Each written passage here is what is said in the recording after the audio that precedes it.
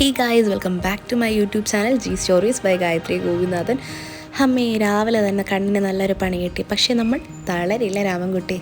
അപ്പോൾ ഇന്ന് പെഹൽഗാമിലേക്കാണ് പോകുന്നത്. പോകുന്ന വഴിക്ക് ദൈവം അടിപൊളി ആപ്പിൾ ഗാർഡൻ കണ്ടു. ആപ്പിളൊന്നും ഇല്ലായിരുന്നു, ബട്ട് നമുക്ക് വേണ്ടത് എന്താണ്? Photos, videos, selfies. അതാണ് മുഖ്യം പിക്കില്ലേ. അങ്ങനെ അതൊക്കെ എടുത്ത് നമ്മൾ നേരെ പെഹൽഗാമിലേക്ക് വിട്ടു.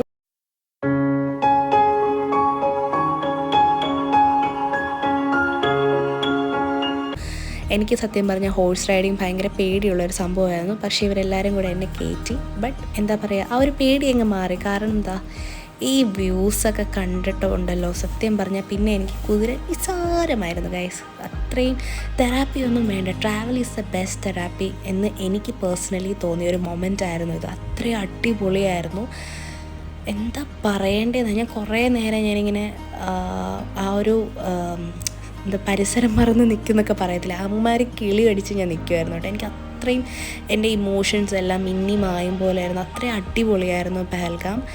ആൻഡ് എന്താ പറയേണ്ടതെന്ന് പോലും എനിക്ക് ഒരു ഐഡിയ ഇല്ല ഇവിടെ. അത്രയും അടിപൊളിയായിരുന്നു. നിങ്ങൾ സത്യം പറഞ്ഞാൽ കാശ്മീർ ഒരു പ്രാവശ്യമെങ്കിലും വന്ന് ഇതൊക്കെ ഒന്ന് എക്സ്പ്ലോർ ചെയ്യണം. ഒരൊറ്റ ലൈഫല്ലേ ഉള്ളൂ, മസ്റ്റായിട്ട് നിങ്ങൾ വരണം.